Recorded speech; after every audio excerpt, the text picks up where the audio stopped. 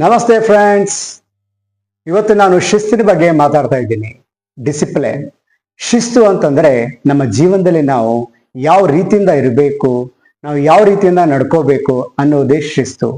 ನಮ್ಮ ಮಕ್ಕಳಿಗೆ ನಾವು ಶಿಸ್ತನ್ನ ಕಲಿಸ್ಕೊಡದೇ ಇದ್ರೆ ಮುಂದೆ ಒಂದು ದಿವಸ ಅದರಿಂದ ಅವರು ಸಮಸ್ಯೆನ ಎದುರಿಸ್ತಾರೆ. ಇತ್ತೀಚೆಗೆ ಮಕ್ಕಳು ಶಿಸ್ತಿನ ಬಗ್ಗೆ ಮಾತಾಡಿದರೆ ಅಲಕ್ಷ್ಯ ಮಾಡ್ತಾರೆ.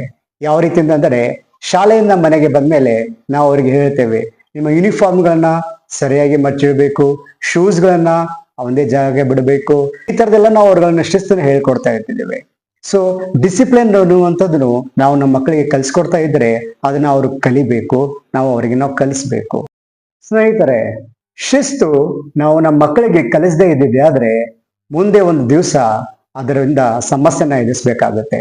ಯಾಕೆಂದ್ರೆ ಗಿಡವಾಗಿ ಬಗ್ಗದು ಮರವಾಗಿ ಬಗ್ಗೆತೆ, ಇದು ಎಲ್ಲರಿಗೂ ಗೊತ್ತಿರುವಂತ ವಿಷಯನೇ.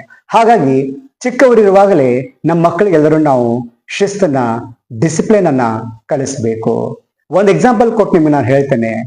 ಒಬ್ಬ ತಂದೆ ತನ್ನ ಮಗನಿಗೆ ಯಾವಾಗಲೂ ಶಿಸ್ತಿನ ಬಗ್ಗೆ ಪಾಠ ಮಾಡ್ತಾ ಇದ್ರು. ಆ ಮಗನಿಗೆ ತುಂಬಾ ಬೇಜಾರಾಗ್ತಾ ಇತ್ತು. ಅವ್ರ ತಂದೆ ಹೇಳ್ತಾ ಇದ್ರು, ನೋಡ್ ಮಗ, ಲೈಟ್ ನಾವು ಎಲ್ಲಿ ಇರೋದಿಲ್ಲ ಲೈಟ್ ಆಫ್ ಮಾಡಬೇಕು, ಮತ್ತೆ ಎಲ್ಲಿ ನಾವು ಇರೋದಿಲ್ಲ ಅಲ್ಲಿ ಫ್ಯಾನ್ ಆಫ್ ಮಾಡಬೇಕು.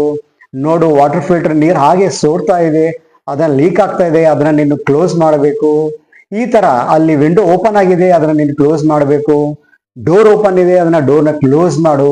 ಈ ತರಹದ ಚಿಕ್ಕ ಪುಟ್ಟ ವಿಷಯಗಳನ್ನ ಅವ್ರ ತಂದೆ ಅವರಿಗೆ ಯಾವಾಗಲೂ ಶಿಸ್ತಿನ ಬಗ್ಗೆ ಪಾಠ ಮಾಡ್ತಾ ಇದ್ರು, ಶಿಸ್ತಿನ ಬಗ್ಗೆ ಹೇಳ್ತಾ ಇದ್ರು. ತಂದೆಯ ಶಿಸ್ತಿನ ಬಗ್ಗೆ ಮಗನಿಗೆ ತುಂಬಾ ಬೇಜಾರಾಗುತ್ತೆ. ಹಾಗಾಗಿ ಮಗ ಈ ವಿಚಾರ ಮಾಡ್ತಿರ್ತಾನೆ, ನಾಳೆ ನನಗೆ ಇಂಟರ್ವ್ಯೂ ಇದೆ, ಜಾಬ್ ಸಿಗುತ್ತೆ, ಆ ಜಾಬ್ ತಗೊಂಡ್ಮೇಲೆ ನಾನು ಸ್ವಲ್ಪ ತಂದೆಯಿಂದ ದೂರ ಇದ್ಬೇಡೋಣ, ಆರಾಮಾಗಿರೋಣ.